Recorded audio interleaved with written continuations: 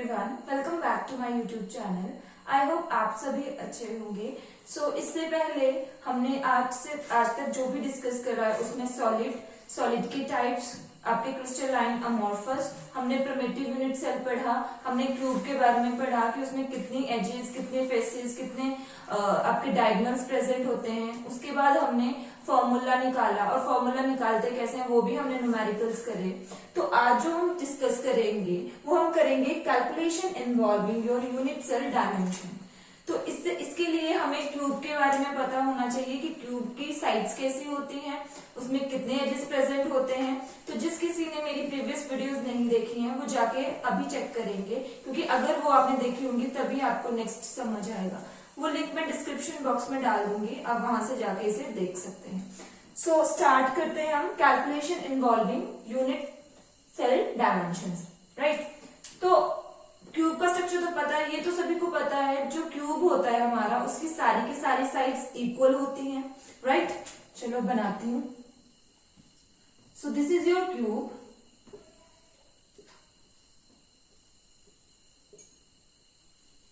Right. और हमें पता है कि जो हमारा क्यूब है उसकी कितनी एजेस होती है, उसमें 12 एजेस होते हैं और उसकी जितनी भी साइड्स हैं वो उनकी लेंथ क्या होगी, इक्वल होगी, राइट। मतलब कितनी हुई, ए मान के चलती हूं मैं, लिख लेंगे कि जो आपकी एज लेंथ है दैट इज ए सेंटीमीटर। अगर मैं बात करूं वॉल्यूम की, volume of cube is a cube centimetre cube, right. अच्छा, अब मैं बात करती हूँ डेंसिटी। सभी को पता है डेंसिटी क्या होती है, mass divided by volume. Density is your, density को रो से रिप्रेजेंट करेंगे और वो होती है equal to mass divided by volume, right. अगर मैं ये भी तो लिख सकती हूँ ना डेंसिटी ऑफ यूनिट सेल, क्योंकि हम अभी यूनिट सेल की बात कर रहे हैं। सो मैं लिख सकती हूँ ना density of your unit cell कितना आ जाएगी, मास ऑफ यूनिट सेल, कि आपके यूनिट सेल का कितना मास है, divided by volume of your unit cell. Okay, अब हम देखेंगे कि मास कैसे निकालेंगे हम। ये सारी जो हम चीजें देख रहे हैं ना, क्योंकि हमें एंड में एक फॉर्मूला कैलकुलेट करना है, जिस फॉर्मूले से हम हमारे यूनिट सेल की डेंसिटी निकाल सकते हैं, आपका वॉल्यूम फाइंड आउट कर सकते हैं, हम उसका एटॉमिक नंबर जेड की वैल्यू हम उससे निकाल सकते हैं, फिर आपका मास वो भी हम उससे फाइंड आउट कर सकते हैं। इसीलिए हम ये सारी अभी देखेंगे, ठीक है। This is your density. पता है डेंसिटी होती है मास डिवाइडेड बाय वॉल्यूम होती है। अब हम मास की बात कर लेते हैं, मास ऑफ यूनिट सेल। तो मास ऑफ यूनिट सेल में क्या आएगा, number of atom present in the unit cell.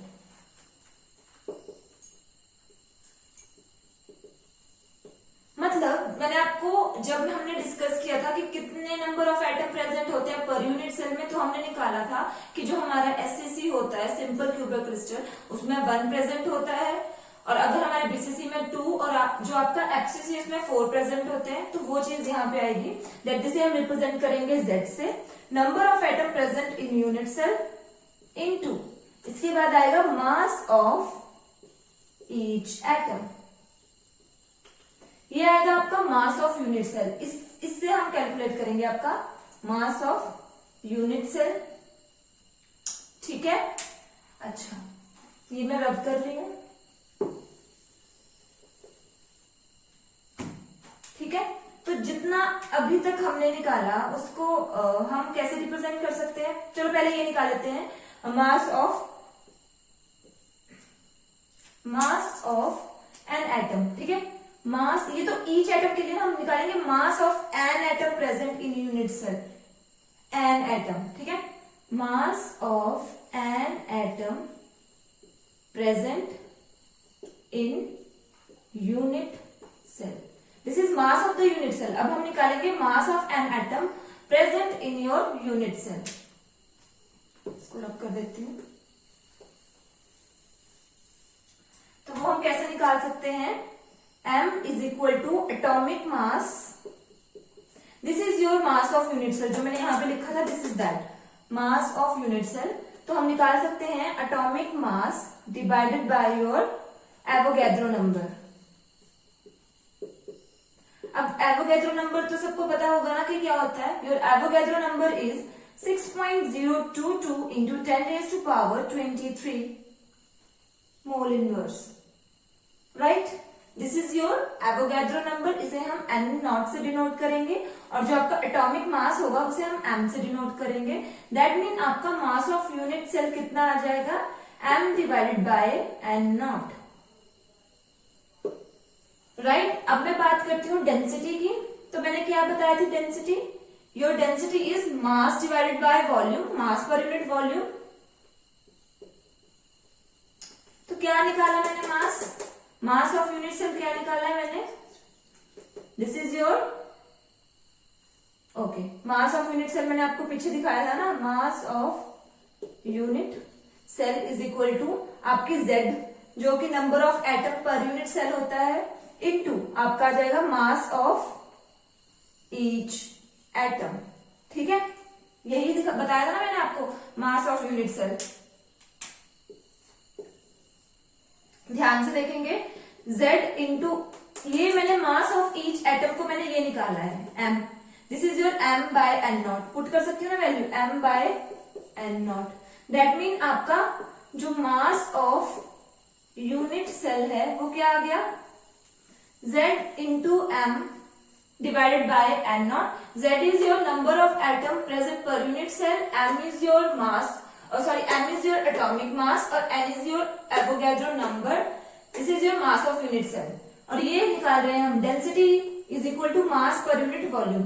तो हम क्या लिख सकते हैं, हम ये लिख सकते हैं ना, density of unit cell is equal to mass कितना निकाला हमने, mass that is Z into M divided by volume, sorry पहले n naught divided by volume. मैंने आपको वॉल्यूम क्या बताया था क्यूब का, volume of cube is equal to a cube.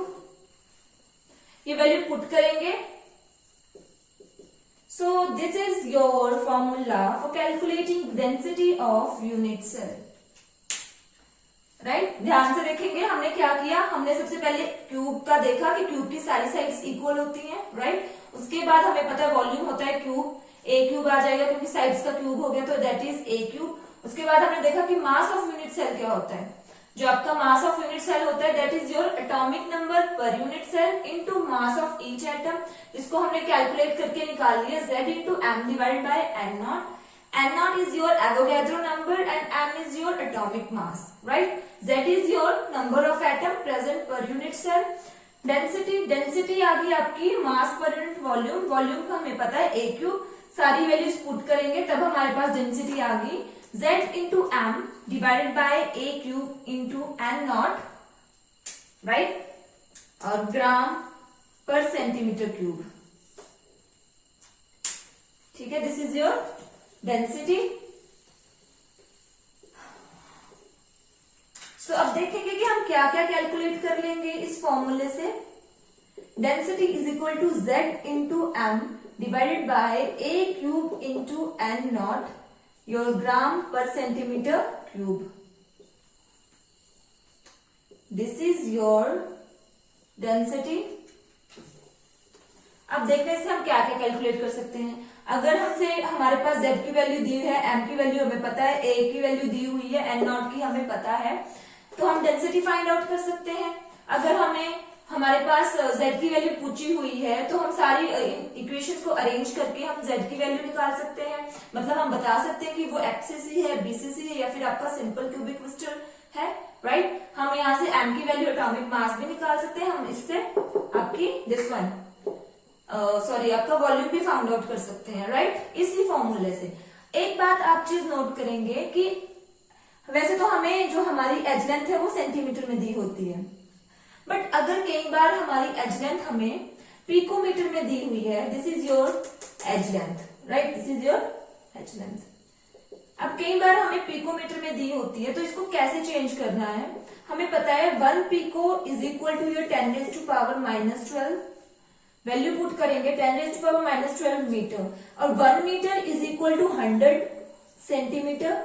Then A is equal to 10 raised to power 12 into 100, that is equal to 10 raised to power 10 minus 10 centimetre.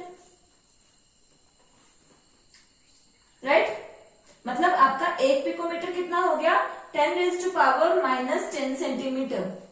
क्योंकि आपको question में उलझाने के लिए कई बार जो एग्जामिनर है उसने क्या किया होता है कि आपके पास एज लेंथ पिकोमीटर में दी होती है और आपके पास जो एमसीक्यूज में जो क्वेश्चन आंसर दिए होते हैं वो आपका सेंटीमीटर में निकाला होता है।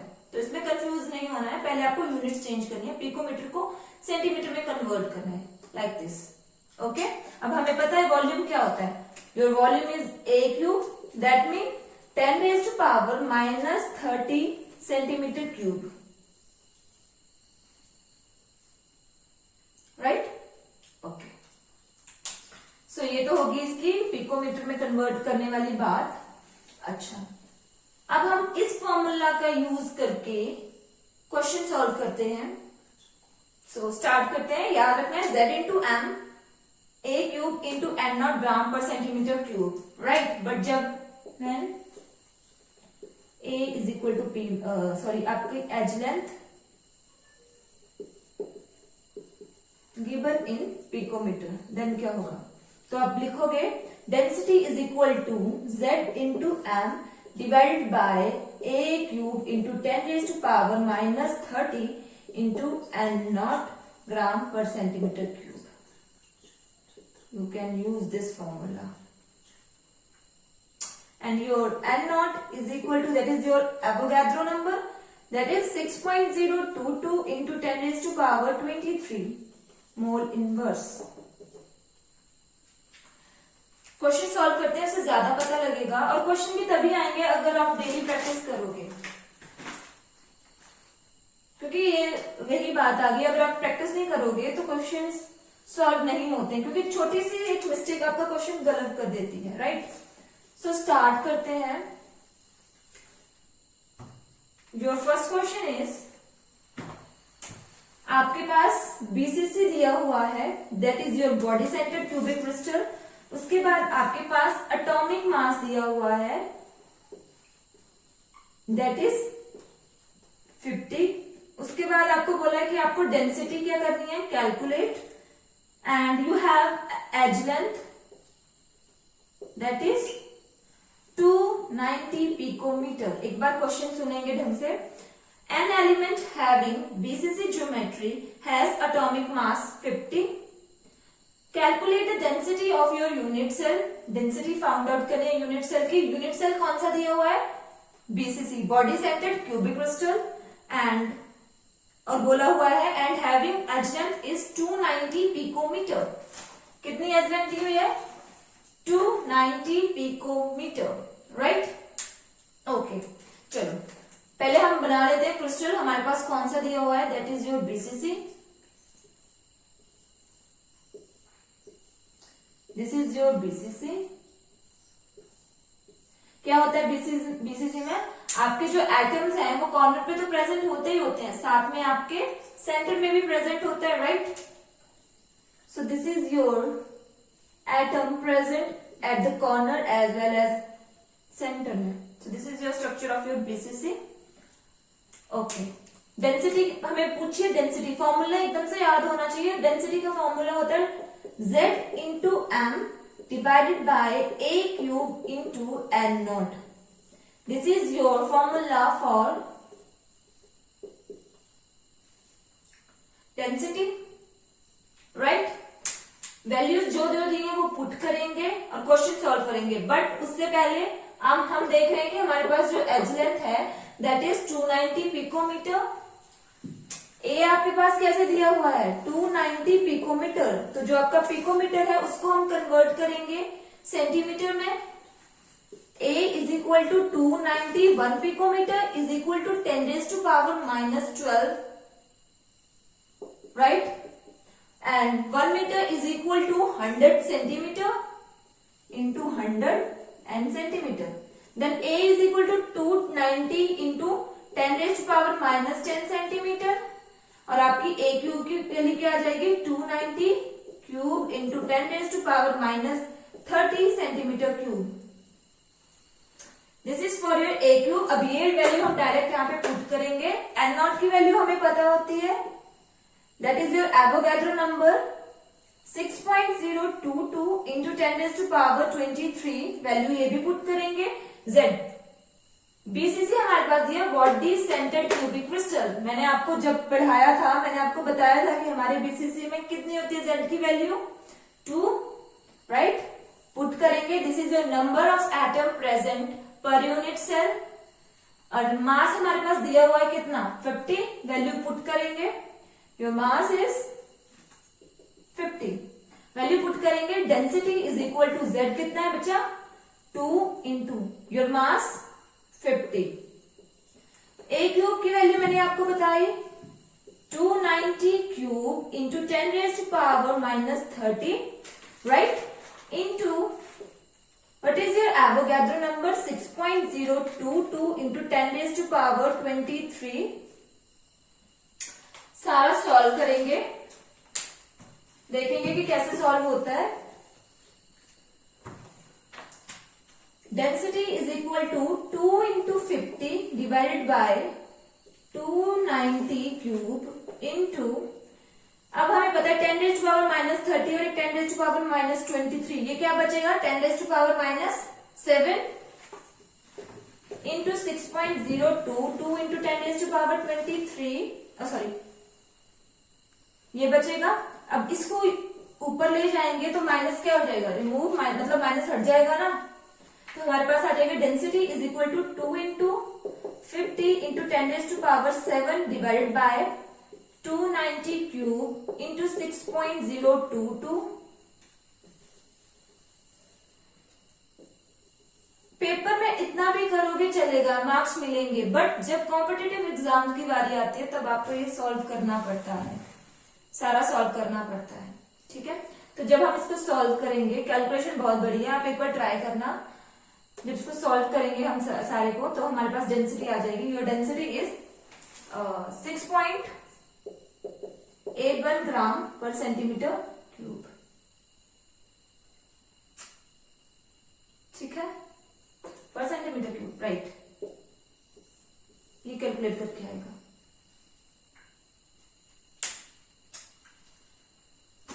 ओके, सो बेसिकली आपको ध्यान रखना है डेंसिटी का formula that is z into M into 10 sorry z into M divided by N naught into A cube. N naught आपका एवोगैड्रो नंबर आ जाएगा 6.022 into 10 raise to power 23, z is your atomic number per unit cell, m is your mass, atomic mass, और आपका a तो आपका volume आ जाएगा, right. इसी से आप सब कुछ निकाल सकते हैं, अगर आपसे वॉल्यूम पूछा है आप वो निकाल सकते हो, आपसे मास पूछा हुआ है वो आप निकाल सकते हो, आपसे जेड की वैल्यू पूछी है वो भी निकाल सकते हो। बस आपको ये ध्यान रखना है कि आपका एच लेंथ अगर पिकोमीटर में दी हुई है तो उसको कन्वर्ट कर लेना सेंटीमीटर में, राइट। तो वो आपने ध्यान रखना है, मतलब आपने अगर वैसे तो कुछ नहीं होता, बट जहां पे कॉम्पिटेटिव की एग्जाम्स की बारी आती है तो वहां पे आपको ध्यान रखना होता है इस चीज का। बाकी न्यूमेरिकल्स हम कल वाली क्लास में डिस्कस करेंगे। आज के लिए इतना ही। आई होप आपको वीडियो अच्छी लगी हो, और अगर कोई मिस्टेक हुई हो देन आई एम सॉरी, और अगर वीडियो अच्छी लगी हो then please like and share and subscribe my YouTube channel. Thank you.